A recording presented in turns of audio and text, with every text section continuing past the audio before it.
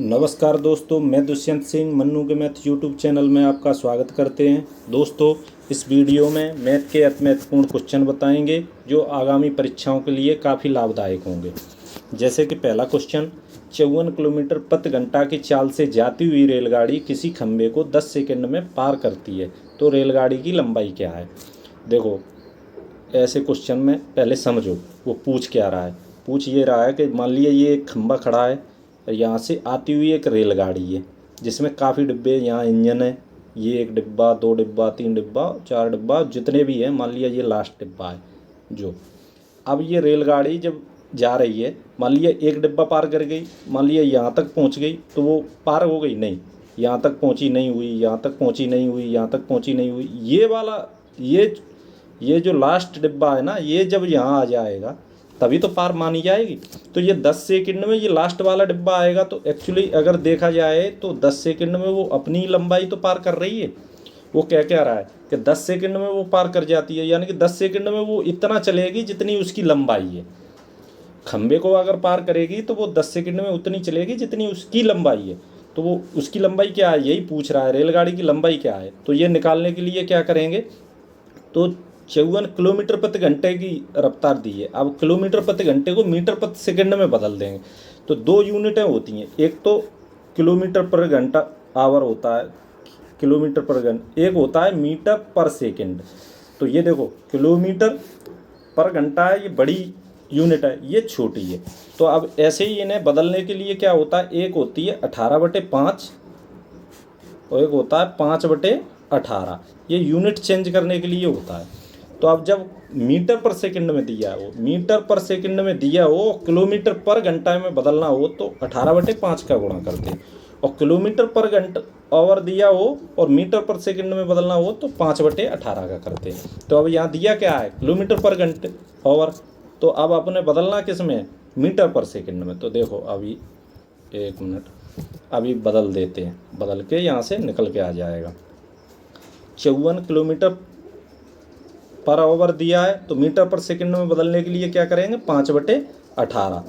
तो यहाँ से निकल के आ जाएगा अपना 4 मीटर पर सेकंड, चाल निकल के आएगा 18 दूनी 36, 18 ती 54, 5 का 3 से गुणा, 5 तिया 15, 15 मीटर पर सेकंड। एक सेकंड में 15 मीटर चलता है। तो वो बोल रहा है खंबे को पार करने में उसे टाइम कितना लगा, 10 सेकंड, यानी कि इसका गुणा 10 से कर देंगे, यानी कि उस लंबाई कितनी होगी, 150 से। वो 150 मीटर उसकी लंबाई होगी, क्योंकि 150 मीटर वो चली, वो जितनी चली वो उसकी लंबाई थी। तो इसका आंसर क्या हो गया, बी। इसका आंसर हो गया बी।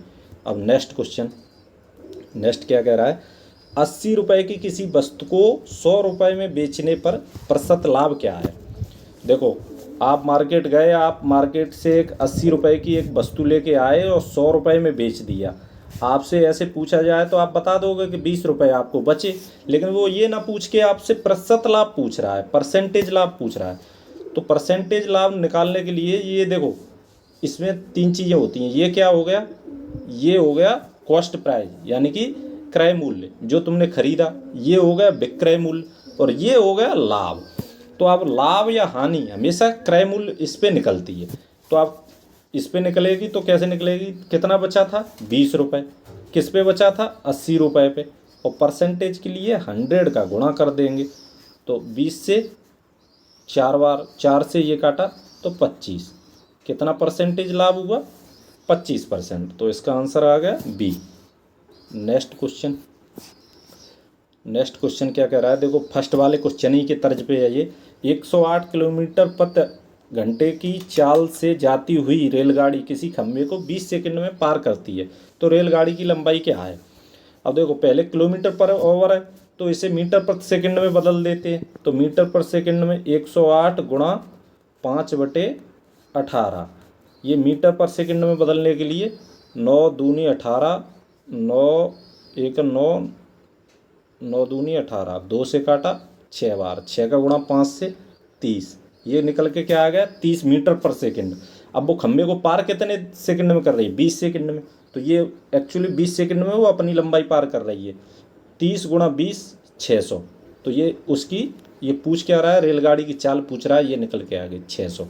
इसका आंसर आ गया सी। नेक्स्ट क्वेश्चन,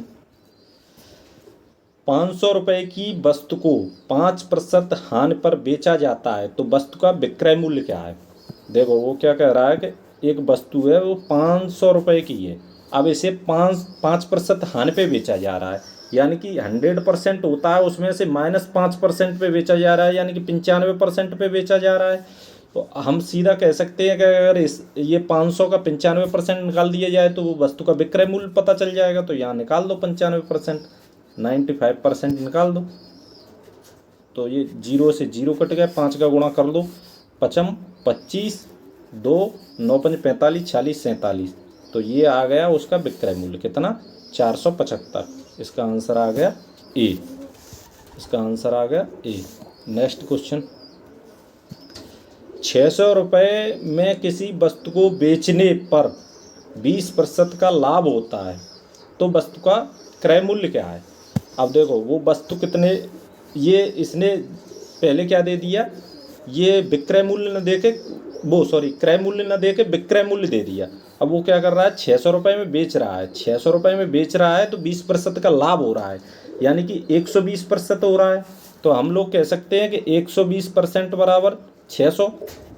तो 100% निकाल देंगे तो क्रय मूल्य निकल के आ जाएगा। तो 100% निकालने के लिए 600 गुणा 120 गुणा 100, तो ये निकल के आ गया। इससे ये काटा 12.60 5 बार और 5 का गुणा 100 से, यानी कि 500। इसका 100% कितना निकल के आ गया, 500। तो इस क्वेश्चन का आंसर क्या आ गया, डी। इस क्वेश्चन का आंसर डी।